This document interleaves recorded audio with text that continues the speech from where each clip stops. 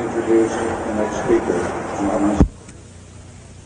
I met Phil over the telephone approximately 3 years ago, and in person about 2 years ago.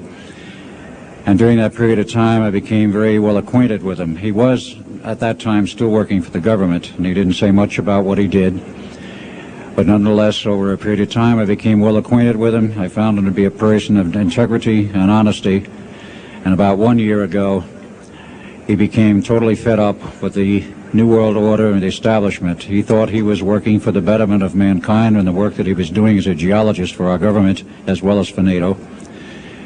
And he found out that it could be and was actually anything but that.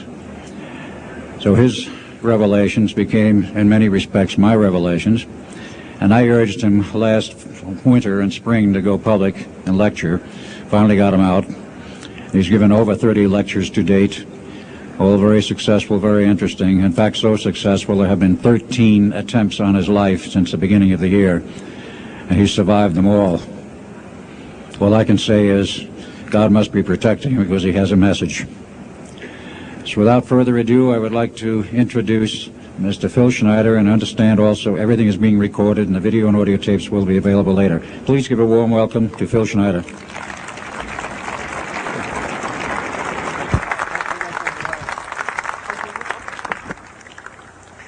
Thanks, Al. I guess I can always start off by saying loose lips sink ships.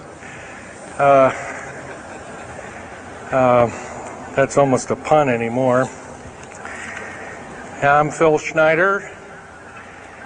I worked 17 years for the United States government as a geologist and aerospace engineer as well as a structural engineer. I worked for such elusive occupations with Morrison Knudsen, Bechtel, Page & Page, Aerospatiale of France, and a host of other, EG&G and a host of other, Los Alamos Laboratory and these kind of things. But rather than bore you with all those statistics, I've got cooked up a real mixed bag here of different topics, and it's might be a little bit like brain overload, but I'll start from the beginning. Now, like I said, I worked 17 years, co-invented methods of shape charge blasting as well as laser rock deflagration, which means rock is literally melted or powdered by a special maser laser combination, and the residue of the rock underneath is applied as a coating, as a liquid coating, kind of like instant agate, if you could imagine a hunk of agate, which is a hard silica mineral, rock actually.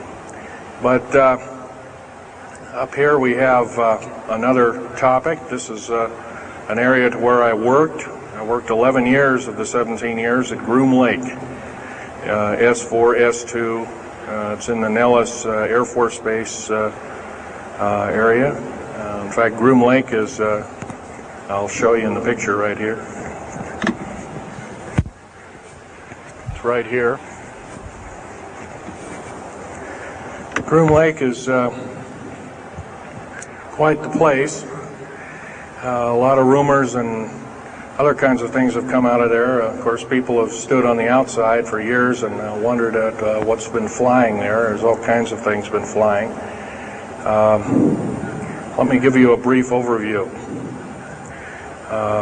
Start in ancient history land here. Back in 1909, the U.S. cavalry was engaged in catching some banditos that had crossed over the Mexican border into a place called Truth or Consequences, New Mexico.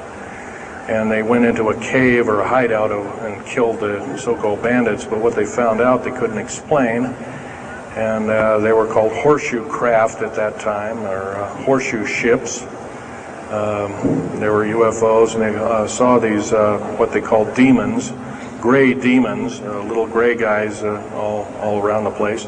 That was in 1909. Now in 1933, Our government was actively engaged with the Europeans, mostly the French and the English, in special researches dealing with aerial phenomenon.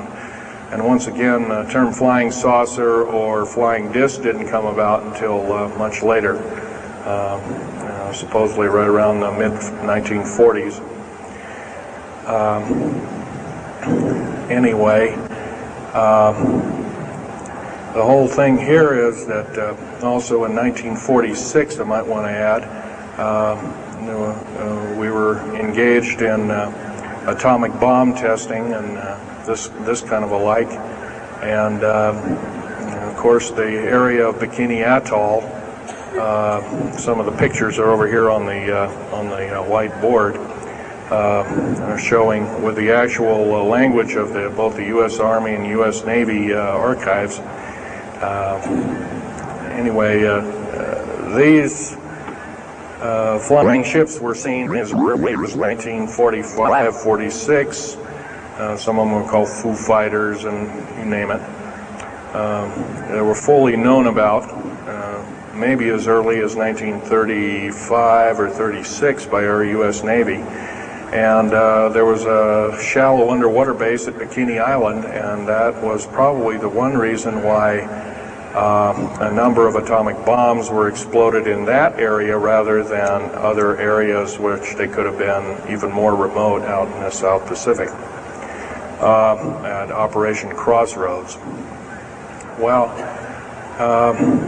anyway, this all led up to later on, about 6-8 years later, 1954, during the Eisenhower administration, led to an interesting treaty called the Greada 1954 Treaty. It was the Alien-Human Treaty. And supposedly the aliens had come in and exchanged technology, and they'd want to take an occasional human being and a few head of cows, and accurate books were supposedly to be kept, and all this kind of stuff. And of course, eventually all that broke down, and aliens are notorious for being liars, even greater liars than so-called, in quote, we humans are. So alien treaties are often just not even the pieces of paper they're written on, they're just really kind of worthless. Anyway, my work as a geologist in building underground military bases, some of which are over 2 miles underground.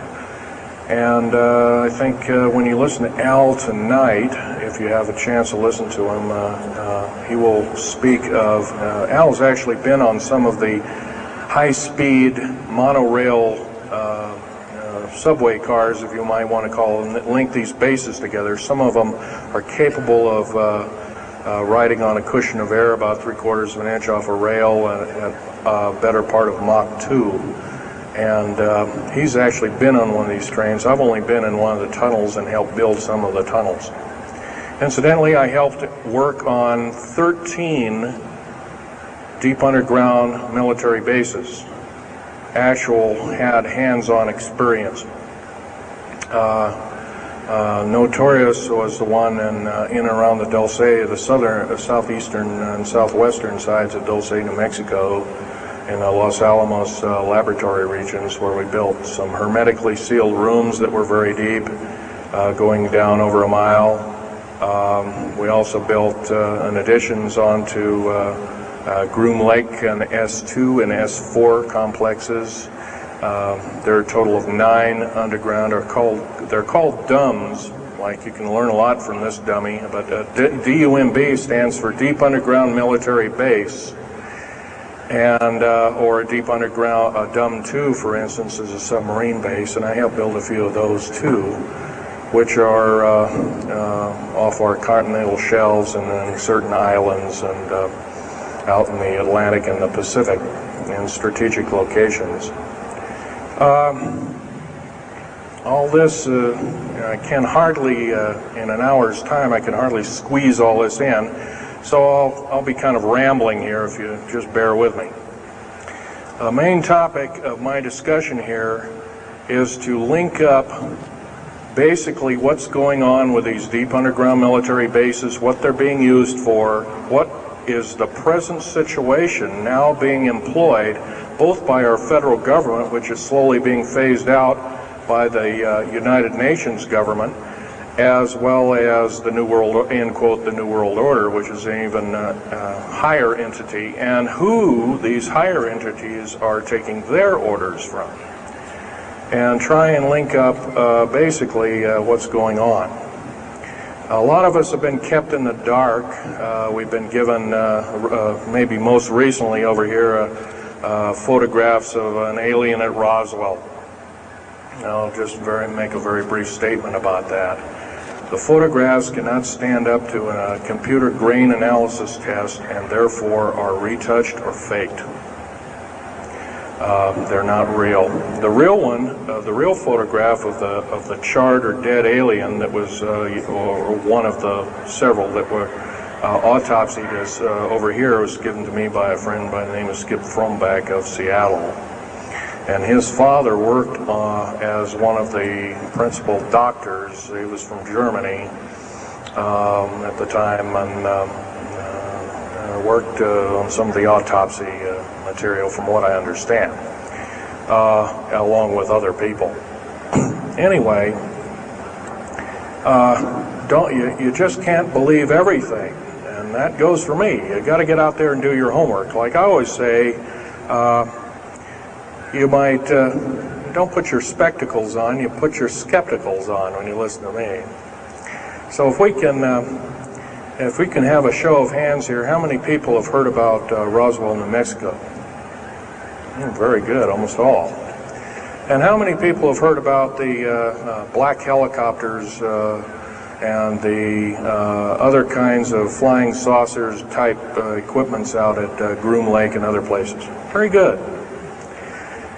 Well, this obviously is a nice enlightened audience.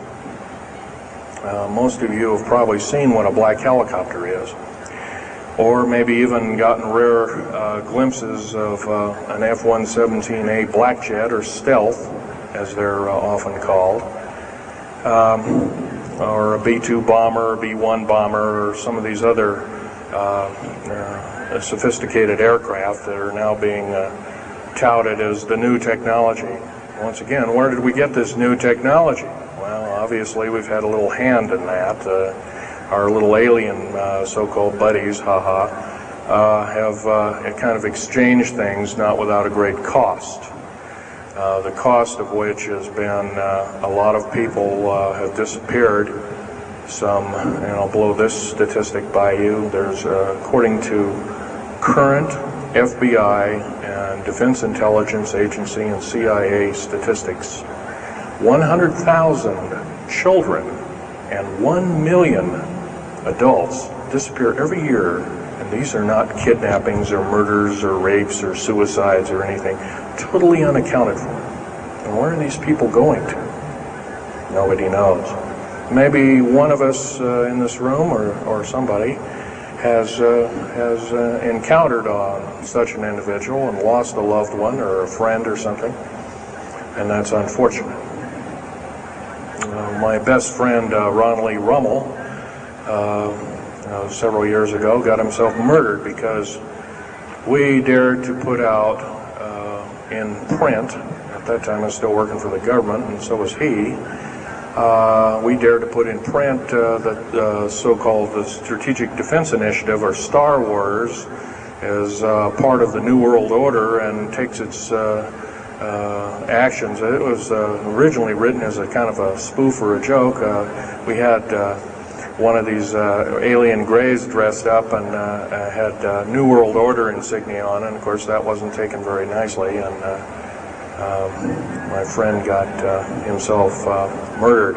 It was called a suicide, but now it's been turned over to special authorities who now acknowledge it was a homicide. Other than that, I'd like to also mention something about my father. My father was a U-boat captain in Hitler's Navy, and he got captured had taken over. I didn't find this out until about 2 weeks before he died on his deathbed. He kind of told everybody in total shock. I was one of them. In fact, I didn't believe him. I thought he was kind of in delirium or something like that. And of course, other things have come up since. And so, anyway, he was captured by the French, turned over to the Third Army, the U.S. Third Army, and then U.S. Third Army turned him over to the Navy. And he was a master machinist. Now, that's not a journeyman. A master means that they can take a block of metal and make a gun or a watch or some other fine instrument. And he was a master machinist. He later became an MD doctor and part of the aerospace medicine group of the United States Navy. Was instrumental in helping build the USS Nautilus and its first nuclear-powered predecessor, the Enterprise, the first nuclear-powered aircraft carrier, and other ships like it. He pioneered all the ways in building very small and miniature nuclear engines, and he even helped later on in his life, he helped develop the infamous grid bed nuclear motor, which is now employed in some things that look like flying saucers that people claim are flying saucers. Yes, we, in quote, the United States Air Force and other armed forces, are training other European forces to fly unidentified, or now identified, or, in quote, flying saucers. We've actually built several prototypes that are flying under names of black craft. My position as a geologist and an engineer got me to see a lot of things in the world. I've been in over 70 countries. Also worked for NATO. I carried a level 3 security clearance with a rhyolite factor. Rhyolite is a hardened factor, only given out to a handful of civilians and maybe a couple of hundred military men worldwide. I thought I was doing the nation, United States, as well as the world a favor by, I thought I was kind of keeping my end up. Well, it didn't work out that way. I was to later find out that these underground bases are now being employed as strategic bases for, in case there is martial law in this country. Right now, our military professors that used to be in war colleges and the like are training people like ex-Russian KGB and Spetsnaz people right here on American soil. I've seen it with my own 2 eyes, along with other people, other geologists. By the way, I'm still a geologist, still do geological survey work. However, I don't work for the government anymore. I took my security clearance and all my government stuff and cut it up and sent it back to the, pardon my French, SOBs. When I found out that a number of these 131 deep underground military bases are being used to subvert the Constitution of these United States and its people, I says, that is enough. I can't possibly be connected. Oh, well, Mr. Schneider, you can't quit, they said. Well, I says, yes, I can. I'm an individual, I'm going to quit, and I'm walking off the job. And he says, so I got arrested and casually told, well, you got to finish a job. And so I caved into that part, and I finished 3 weeks, and then at that time my father was dying, and I was allowed home, and I never went back for my paychecks. Don't intend to either. These people are beginning to show signs of being our utmost enemy. I'm talking about military people now engaged in training foreign troops on American soil, clearly against the Bill of Rights and the U.S. Constitution. It's why we formed a government, why our forefathers formed a government, a republic of these United States in the first place, way back 200 plus years ago. Because the drawing and quartering of soldiers, taxation without representation, law by edict, otherwise known as today's version, executive order, among other things. The very reasons that we became, in quote, free, a free republic, a free society, possibly one of the greatest nations to ever be a nation on this earth, were instilled in our founding fathers that are now so far away from the people now running our federal government structure. So I'm here today to touch upon a number of subjects.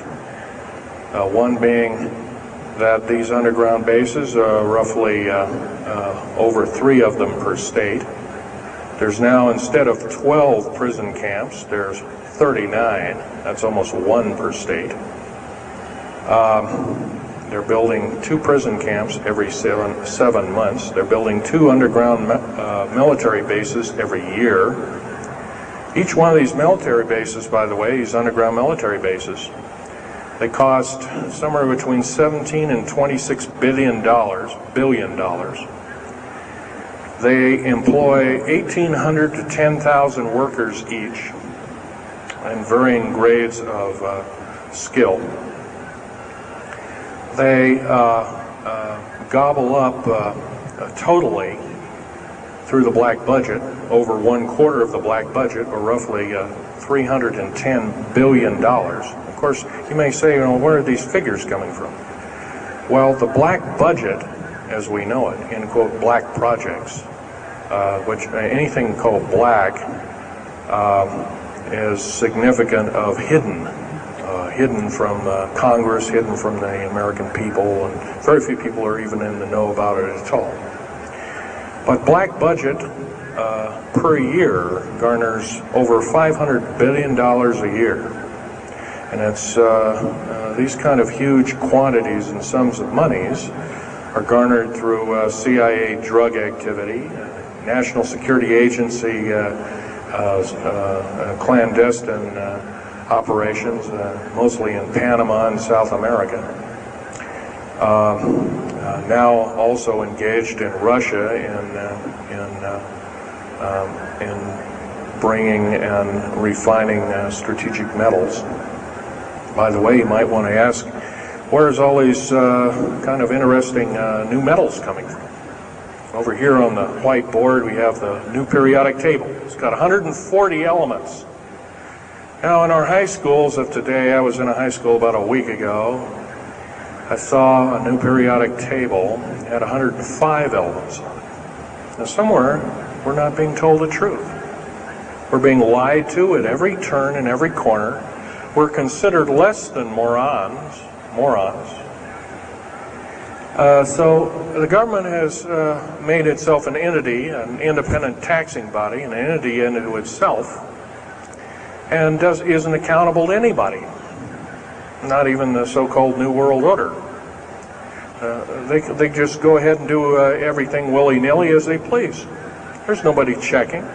You don't have to worry about this. Occasionally there's a senator who pokes a nose in here and there, and that senator finds out either nicely or not so nicely that you don't do things like that. Now, if we're to gain a grip on our country, if we're to take our country back, we must first ask our public officials if they cannot tell us the truth, and we will impeach them, or they will be impeached, or they'll be tried as traitors. This is pretty stiff language. Already it's slowly beginning to trickle out and to occur to a number of people that this may be the only way out. Also, our founding fathers, George Washington, Patrick Henry, and a few of the other ones, came up and said that you don't want to let the beast out of the box. And they were talking about a runaway government. You don't want to allow your government to become like England. And at that time. And so they warned us about this very same kind of thing. First of all, the United States is not a democracy. It's not a republic anymore. It should be a republic. That's to the republic for which it stands, one nation under God. Why we can't even pray in the public schools anymore. We have to have a Supreme Court judge or group of them, plus Janet Reno and company, among other things, telling us what to do. Interpret for us as if we cannot read with our own two eyes and understand with our mind. This, of course, is bad policy all the way around. And I guess I don't need to blow that by your ears. Okay, on another subject, I have a number of items up here at the table. One of which here is, if I can show it, is a heavy hunk of rock indeed. It has a weight of about a little bit more than a pound, 2.5 times the weight of uranium. It's not radioactive, can never be made radioactive. It's composed of earth, rare earth, clays, and powdered metals, as well as an alien element, mostly from crashed, retrieved flying saucers and those of the kind that have happenstance to crash in our deserts and backyards, so to speak. It's called mironite. This is employed in every stealth aircraft, every black jet, throughout the black budget. Also in the very small quantities in the skins of black helicopters. Mironite. Here's another thing. Here's a piece of probably the purest titanium you'll ever hear or see.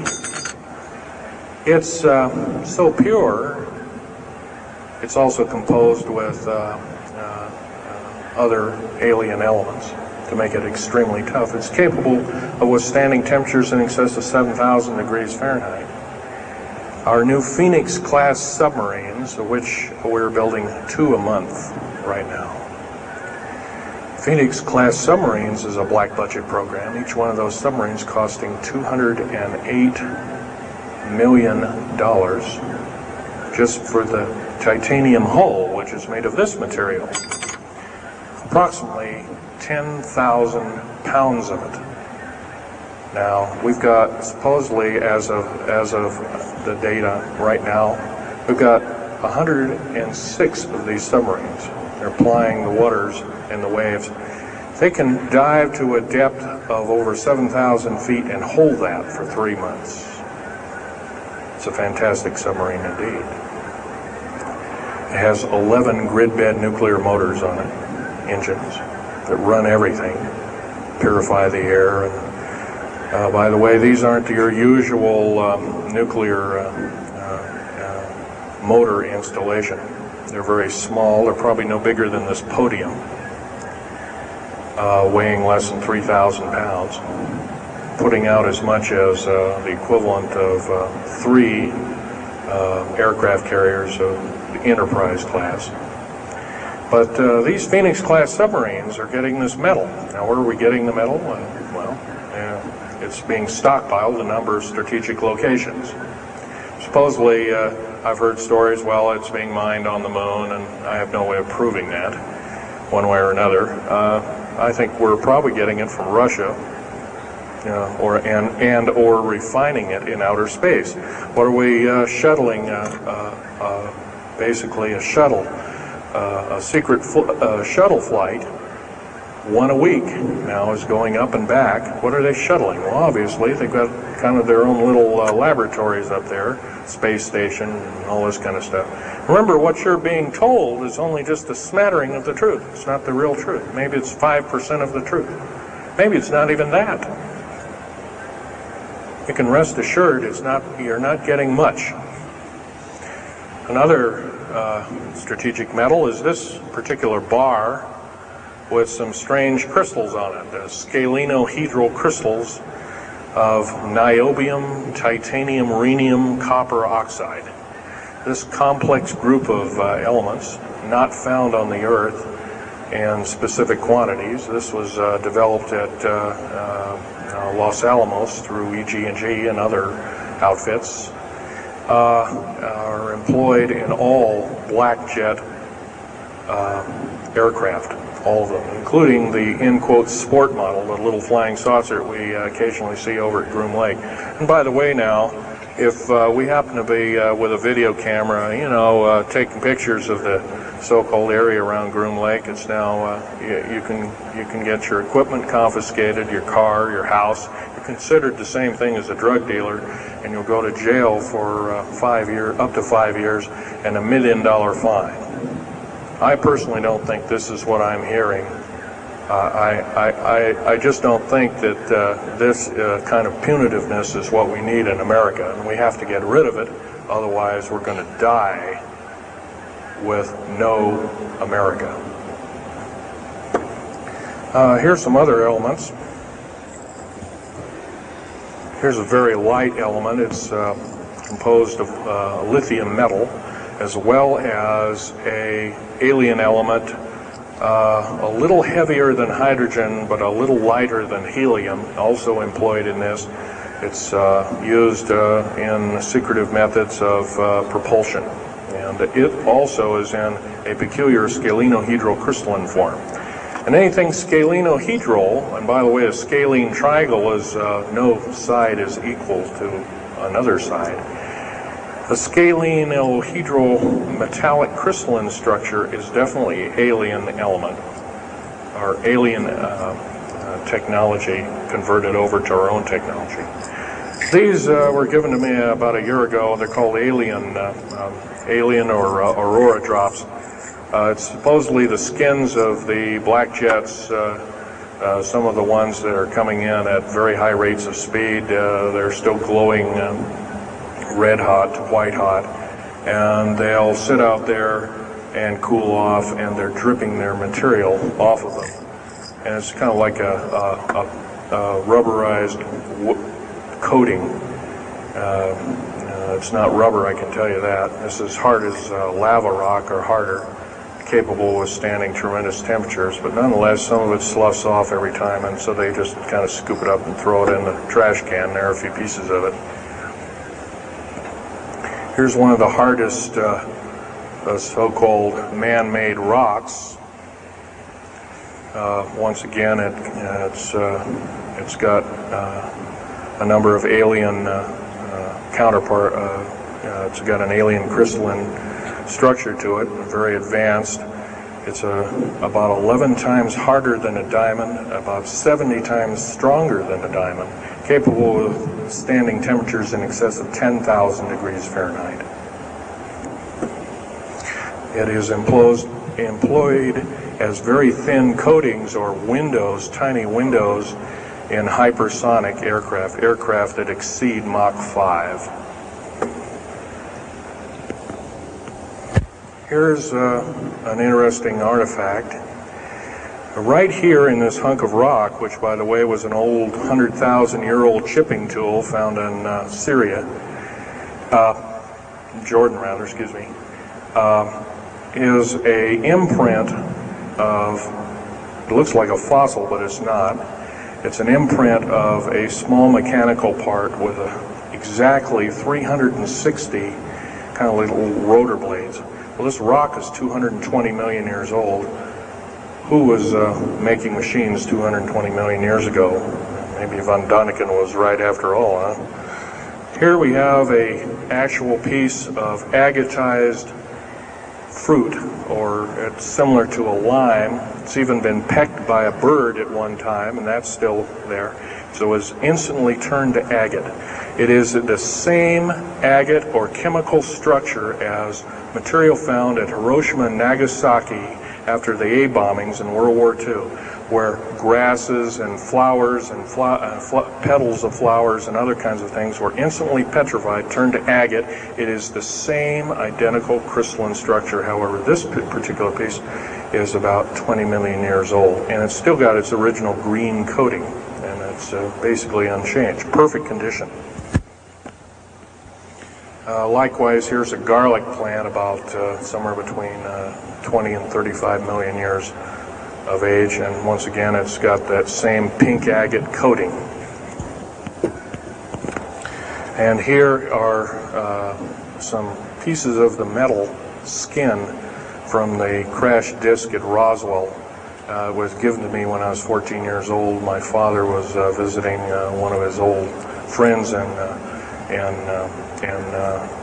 the Navy archives, as well as he was in the Royal Navy in England. And I, as a 14-year-old boy, I says, "Gee, Dad, can I ask Johnny something?" "Oh, go ahead, ask him. Get anything you can from him," you know, and that kind of thing. I says, "Well, gee, Johnny, well, do you think I can have a piece of this metal?" "Oh, no, you can't have that." And I says, "Oh, give it to the kid. What the heck?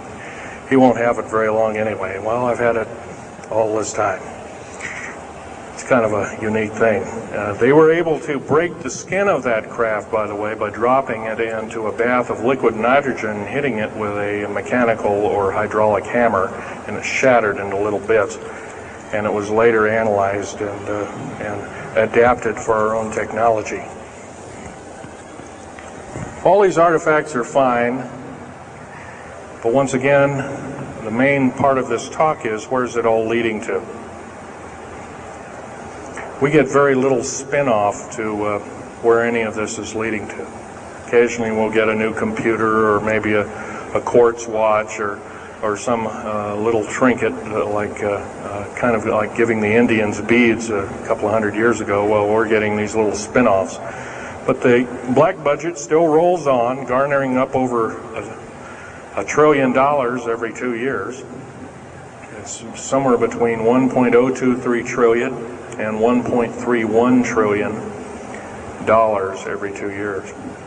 And every year it goes by and the black budget is unchecked, unaccounted for, it's just subverting our country. That's number one. Number two is that these underground military, first of all, if there was something like a nuclear war, or there was a definite enemy out there where we were going to be under attack, like from China or someplace like that, I could see maybe a couple of dozen underground bases for a government, and so it could theoretically rise up like the phoenix out of the ashes. Well, not 131 of these, and if you were going to so-called round people up and put them in prison camps, what a better prison camp than underground, where nobody knows where it is anyway. So once again, these underground bases are most likely been planned as underground prison camps and slave labor factories for the New World Order. New World Order, by the way, is getting, and I'm probably the only person ever talking about this, the New World Order is taking, and the United Nations is taking its orders from, believe it or not, these more powerful outer space alien entities. We might call them the large grays or the small grays. Sinister forces indeed. And you might want to say, well, gee, how come we don't see more of this kind of thing? Well, you can just imagine. If you're only being told 5% or less of the truth, that isn't very much to go on. That's one thing. Another thing is, you don't find very many people coming up here and letting you have hands-on experience. I'm going to try and do this to you. However, I do ask you to go out and do your homework and keep doing it. Don't necessarily believe in what I'm saying, but get out there and talk to people. Whether it's just a couple of neighbors or friends or something, get out there and talk. Because one will tell two and two will tell four, and then pretty soon you have a whole room full of people that are in the know. And then from there, wonders can work. Other than that, as far as changing the black budget and these clandestine programs, public opinion is only going to do that, and it's going to take millions of us. But we have to be informed, and to do that, we have to be doing what we're doing now, gathering and talking. And of course, most of us are adults and can weed out fact from fiction. Most of us are responsible adults and know the difference between fact and fiction and how to use it or how to abuse it. And so we therefore have to continue to keep studying and keep talking. If there's just me out there, and believe it or not, there aren't very many people like myself out there talking. I've given over 30 talks in the United States, Canada, Japan, went over to England, went into Japan kind of illegal, came back the same weekend. They flew me in and out, but gave a talk to a number of their execs, and they were very interested indeed. Now, if this is all a bunch of poppycock and hooey and poo-poo, I wouldn't be listened to, be given an audience by these people, but evidently I have. But 13 attempts on my life since the first of this year. There's a number of you ladies present, so I won't gore you out, but Al has seen some of the wounds, and there's a few other people that have been to a few of my other lectures, and they can attest that I have been shot. I've been run off the road, I've been pushed off the road, I've been mostly shot at and that kind of thing like that. But been in hand-to-hand combat with some of these people, and once again, I'm not in the best of shape anymore, but I still know how to handle myself. And I'm just about ready to wrap things up here, but just basically wanted to give you an overview of what's happening. And if we have any questions, we can start asking a few questions. Okay, here's a gentleman way over here. Would you please speak up loud?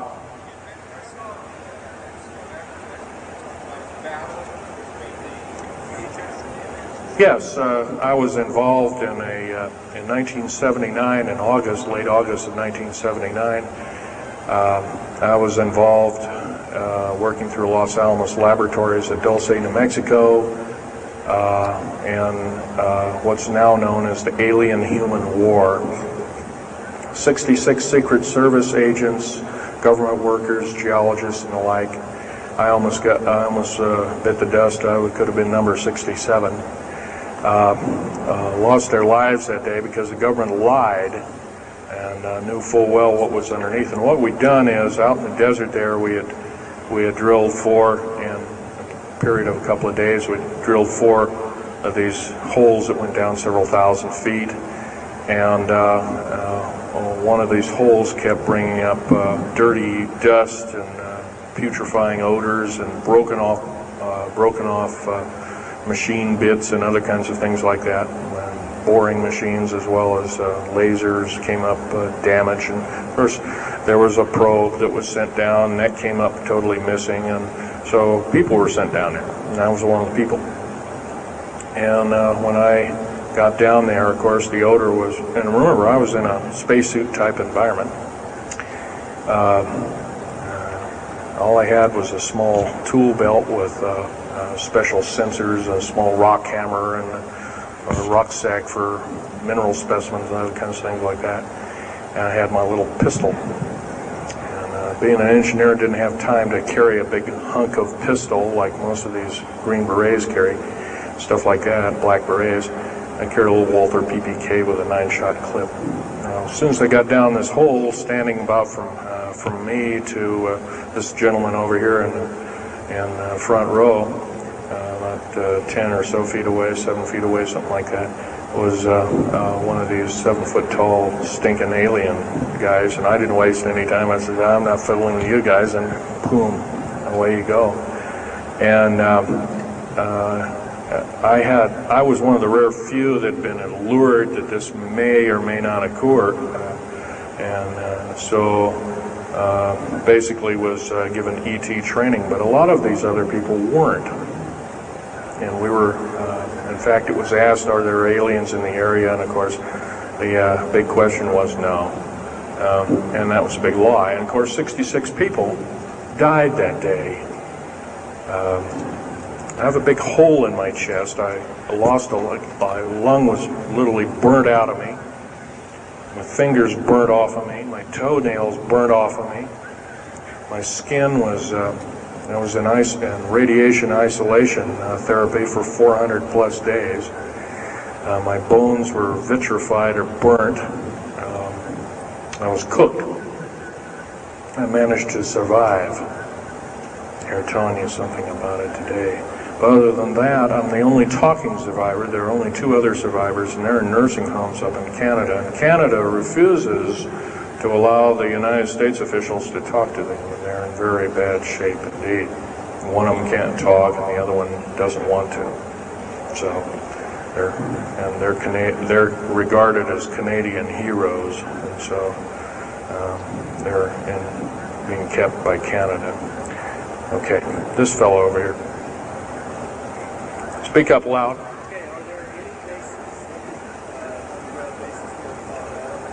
Actually, yes, there's several. In fact, as I was coming to this talk, I was supposed to be here by plane, but there was a subsequent foul-up. Anyway, I drove all the way and did it in one day. But as I was coming over up near Cheyenne, I noticed the military, Air Force and the Army are building a so-called new, in quote, boot camp, prison camp, right up in Cheyenne, brand new. And I was here 3 months ago, that wasn't there. So it's something brand new. In Colorado, yes, there's about 4 underground bases, one being at Denver International Air Base. I call it Air Base, spaceport, or whatever you want to call it. Denver International Airport. No wonder your luggage gets lost. There are 8 levels underneath the airport, tarmac there, in quote tarmac or cement mac. Yeah, so those bags could be there for a damn long time. Why, just imagine if this was instantly turned to agate 30 or more million years ago, those bags could very well be the same way. So yeah, there's a number of them, and I wish I had a map with me. In fact, in subsequent talks, I'll have a map, which will be put on the overhead. In fact, my next talk, I plan to have just that. I had planned to bring a map here and had all the latitudes and longitudes of all the bases, and I can't do that.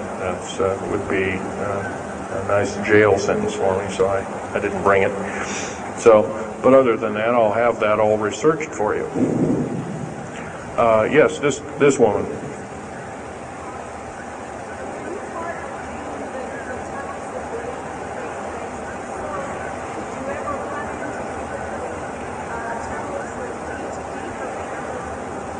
Yes, as far as there being an inner Earth, a hollow Earth or anything like this, no, I've never run into anything like that.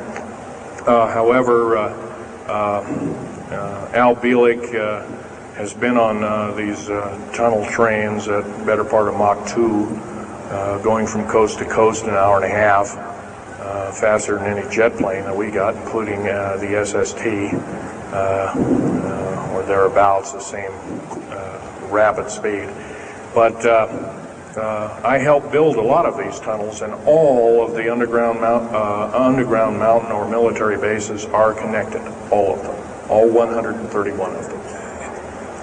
They're connected both by road, not a big freeway under there, but it's at least a 2 to a 4 lane road, rather narrow lanes, but they're there, and there are also high-speed magneto-leviton train tunnels. Yes, this lady over here. Stand up and speak up, please.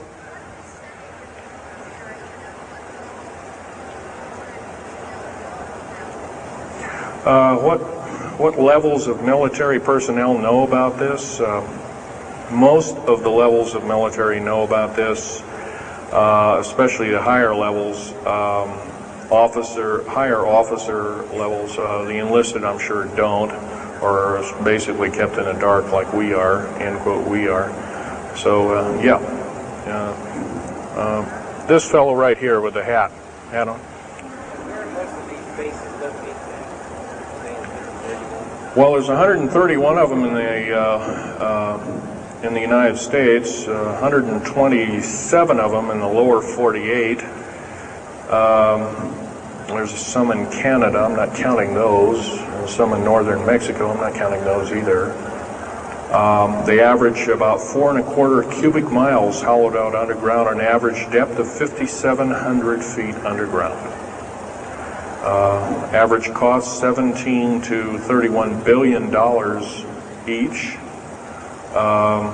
They employ anywhere from 1,800 to 10,000 people.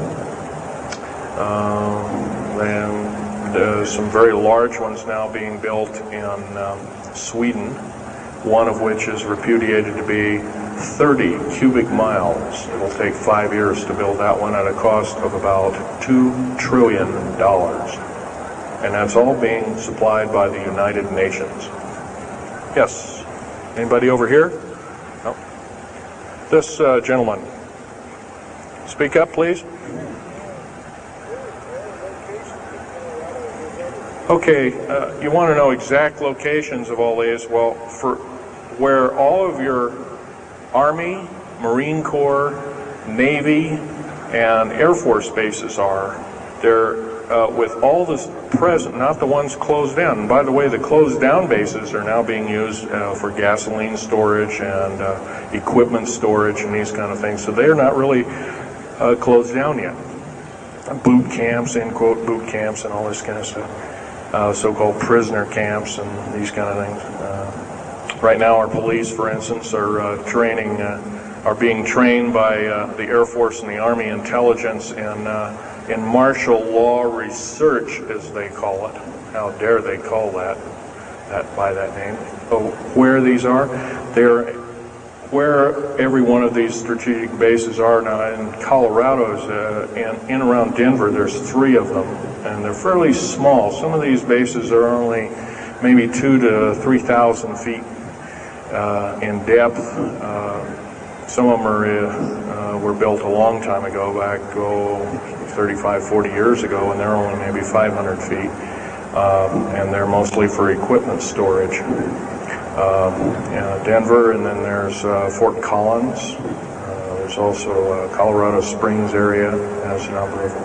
By the way, Colorado Springs is kind of a famous area. Nikola Tesla's laboratories were in Colorado Springs, and need I say more? I'll leave that up to Al Bielek. As far as Nellis Air Force Base, there's 9 underground mountain bases in Nellis Air Force Base. That's in Nevada. It's north of Las Vegas. There's going to be a UFO show and conference in Mesquite here later on this month. And that's up very close to, end quote, Area 51. That whole area, by the way, the state of Nevada is 81% end quote, managed or owned by the federal government. The land is either restricted or run by the federal government. That's why there's groups rising as we speak, dealing with the problem very vociferously, and senators are now getting involved. So evidently waking up is occurring. Yes, this gentleman over here. Speak up, please.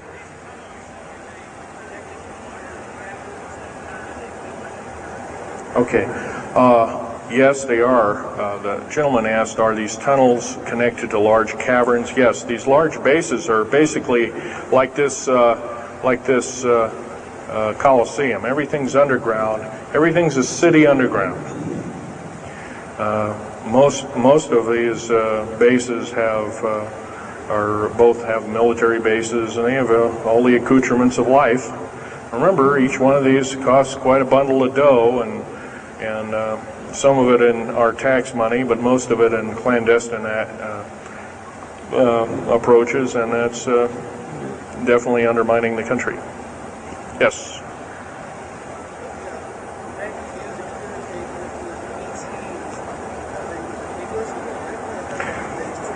Well, some of them have a difficulty in understanding our language. It's too slow to them.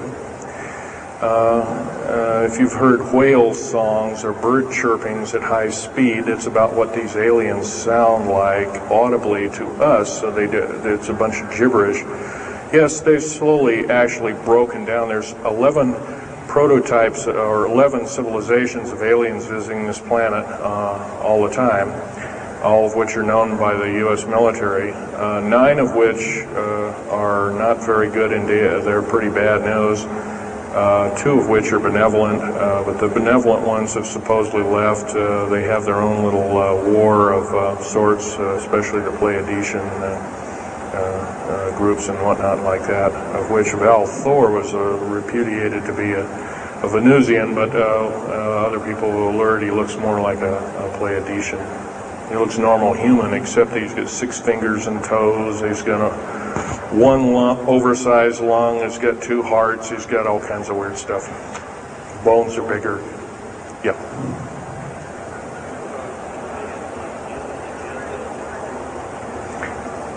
The man asked, do I tie in the alien agenda to the New World Order? Yes, sir, 100%. I can elaborate briefly. The New World Order right now basically is dismantling countries, governments, telling governments not to war with each other anymore, basically, so that looks good on the outside. They're taking their orders directly from the aliens who've got their own timetable. They want the one world order because they want the planet for themselves. And, of course, you've often heard of the term Global 2000, and that's a supposed sinister plot, or has been a group of sinister plots to produce biological weaponry to reduce or thin out the so-called ethnic cleanse the population of the planet by 5/6, or roughly 5 of 6 billion people, enslaving the rest to work willy-nilly with the so-called people of the New World Order. Now, another peculiar thing is the alien agenda is not really well believed nor understood by a lot of these one-worlders.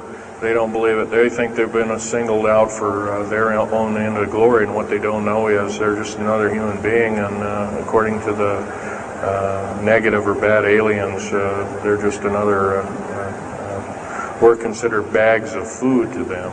They don't eat us like we think of a cannibal eating a hunk of meat, but they use our glandular secretions as part of their food base, their blood and our glandular secretions like adrenochrome and other kinds of things like this. And in fact, the Atlanta Center for Disease Control has figured out ways that we can combat this and all this kind of thing like that. It might be where these new designer diseases like AIDS and Ebola and hantavirus and all these kinds of things have come up out of nowhere, and these diseases, end quote, almost have a mind of their own. Yes, this lady here.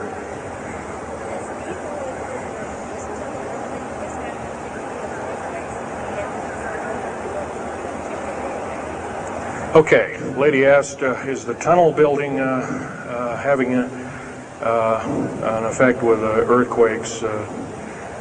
Yes, it could very easily be, although got to remember a lot of these underground bases are constantly being repaired, and so a lot of people have to be hired. As far as the U.S. government, second part of her question was, is the U.S. government modifying our weather? Yes, that's an affirmative. And we have, the U.S. government's been working with the Russians for at least since 1972 and maybe as early as 1966 on weather modification, and it's a well-known fact, and it's well employed. And by the way, they can literally weather modify a hurricane or a tornado out of existence. And the reason they don't do it is pretty obvious. And right, or they could actually send a plane inside of a hurricane, for instance, that would blow off an atmospheric bomb or a shockwave bomb in the eye of the thing, and it would completely dissipate. Well, they don't do this, of course, and there's probably other reasons for that, see which way it goes or what kind of havoc and how we can study the havoc, and we go from there. This fellow way in the back in the black. How do we learn more about our general topic? Well, there's this particular fellow, his name is Richard Souter, PhD, wrote a book recently, Underground Bases and Tunnels, What is the Government Trying to Hide? That is one book. Then we have here's a popular science article, Secret Air Base. The government doesn't want you to know that Groom Lake, supposedly Groom Lake doesn't exist. Well, I guess if it doesn't exist, then me talking about it, I guess I can't be arrested or anything. I'm just full of poppycock here. Well, the editor, one of the editors of Popular Science that put this article out is now in federal prison. Then there's a book that called Stealth Fighter Pilot. These books are available. I got this one at Dalton's. This one actually was sent to me by the publisher. I did some test piloting, and the only thing I test piloted was would run the aircraft back and forth on the runway, the special runways we built at Groom Lake. There's a picture of me in uniform. And I can go on. And these publications are out now, and they're available. Yes, this lady over here.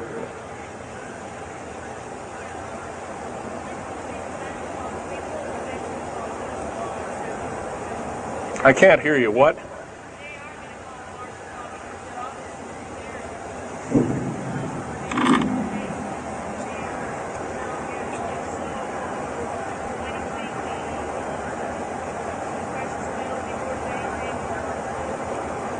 Okay.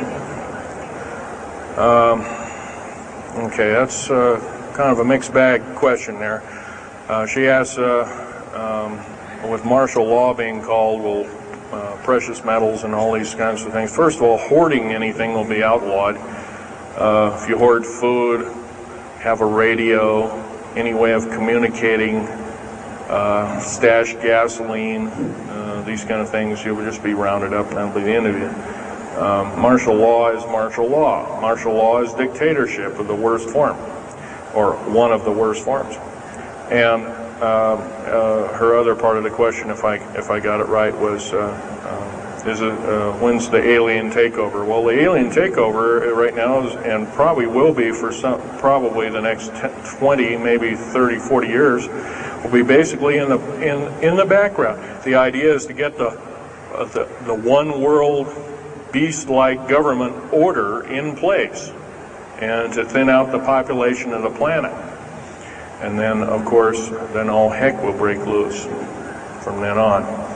And whether it is, I don't often mix Bible and talk, but some people have alerted, well, this is already mentioned in the Bible, blah, blah, blah, and all this kind of stuff. Well, that may be, but all I can tell you is I've been face to face with one of these sinister characters, or a couple of them, saying the least, and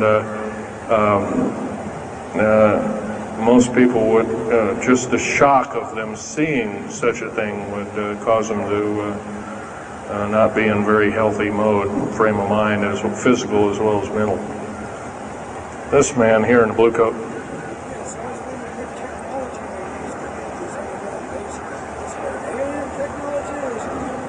Well, it's a combination. What technology is used to build these underground bases? Well, we have lasers that can drill out, or basically deflagrate or melt out a tunnel 7 miles a day. And that tunnel is 28 feet wide, 28 feet high. You've been told about drilling and boring machines in a very slow, quarter of a mile a day. Most of that went out in World War II. Most of that's all World War I or World War II era materials. And once again, you've been badly lied to. I can hardly believe, first of all, I've worked on public engineering projects, and we do better in grinding up road beds and laying them down at the rate of 4 miles a day, and supposedly that doesn't exist. Well, I worked on one in the state of Oregon just a few months ago, and we built a tunnel for sewage tunnel and whatnot like that. It wasn't very big. It was about 6 feet across, and about drilled right through solid rock, right to base of under one of the hills in Portland for their new light rail. Did that in 2 days. But it was a complex, it was a small, complex tunnel. It was big enough for a man to crawl through and inspect. And I was one of the people that inspected, so yeah. What technology? A lot of this is alien technology, readapted for our own use, but a lot of it's our own ingenuity too. So you can bet, how can you tell alien technology? Well, anything that's just absolutely outlandish, like taking a oxyacetylene welding torch and trying to cut into this metal and getting nowhere, obviously, would be metals research, aircraft research and the like, and different tools and products, which things that are many times the hardness of diamond or known hardened substances like borazon. Obviously, that's nothing that we came up with on our own. What we could have over a several hundred-year period. But you've got to remember, too, that the military technology is outstripping the public sector technology at the rate of 44 to 45 years of technology for every calendar year, every 12-month calendar year here. So every year going by this time in 1996, the military technology will be roughly 45 years more advanced than where we are today. So it's quite possible that way back in 1943, the U.S. Navy not only caused the ship to disappear, it literally disappeared and reappeared. Basically, military technology right now is about 1,200 years more advanced than public state technology. And computer technology right now, it's off the scale, I can't tell you. It's just right now, and employing just in black jet and stealth aircraft, the new computers are so completely advanced that we couldn't get them in the public sector for maybe another 40 or 50 years. Yes, this lady here.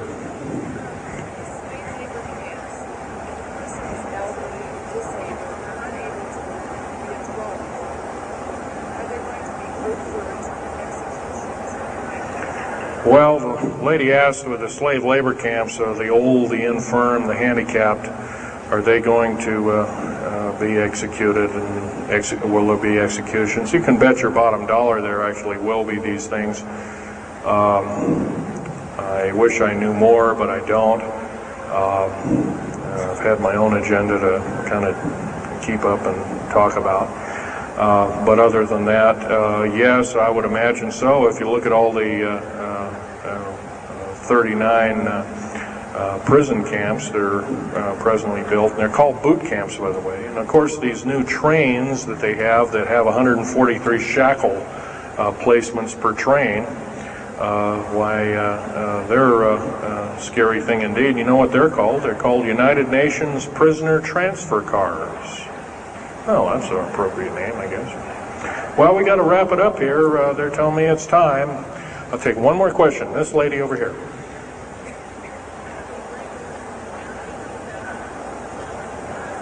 Don't brainwash. They don't brainwash you. How do they brainwash 18,000 people that are working? Well, you sign this little piece of paper saying you work, you go to prison for the rest of your days. Or you're not going to be taking home a paycheck of about anywhere from $4,000 to $40,000 per month, depending upon your position. $40,000 a month is a lot of petunias. Okay, well, I got to wrap it up here, folks. So I'll be over in Al Bielig's booth. I think it's over in booth number 125. I could take other questions there and let you take a look at artifacts. And once again, on these artifacts, in a very few minutes, don't handle them, just look at them. Thank you very much.